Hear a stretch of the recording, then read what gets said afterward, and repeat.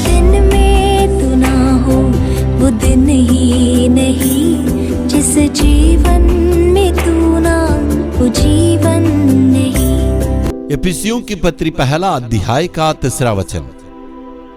हमारे प्रभु यीशु मसीह के परमेश्वर और पिता का धन्यवाद हो कि उसने हमें मसीह में स्वर्गीय स्थानों में सब प्रकार की आशीष दी है।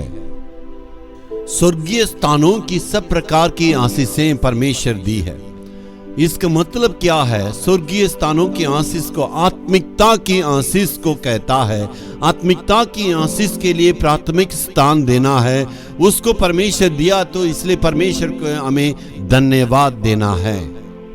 बहुत मसीहियों की दुर्भाग्य स्थिति यही है, वे संसारिक आशीष पर ध्यान दिए हैं और आर्थिक बढ़ोतरी या आर्थिक आशीष पर हमें हमेशा उसी पर ध्यान देते हैं।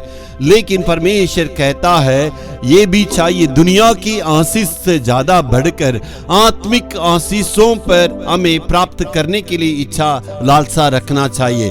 उसी पर हमें परमेश्वर से हम यही मांगते हैं, हे प्रभु मुझे मकान चाहिए, मुझे धन दौलत चाहिए, मुझे ये आशीष चाहिए, वो आशीष चाहिए। इसी प्रकार मांगने से बढ़कर आत्मिक आशीषों पर ध्यान देने के लिए पवित्र आत्मा परमेश्वर हमसे कहता है।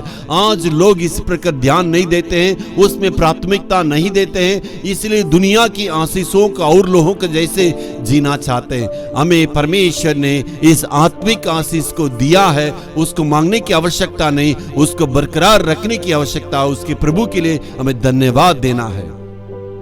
रोमियो 8 अध्याय की 32 वचन में ये पौलुस कहता है, यीशु ही हमारे आशीष है। यदि आपका जीवन में, यदि आपका मन के अंदर यीशु मसीह है, वो आपके लिए पर्याप्त है। ताकि कारण यही है, वही हमारा आशीष का कारण, वो खुद आशीष है।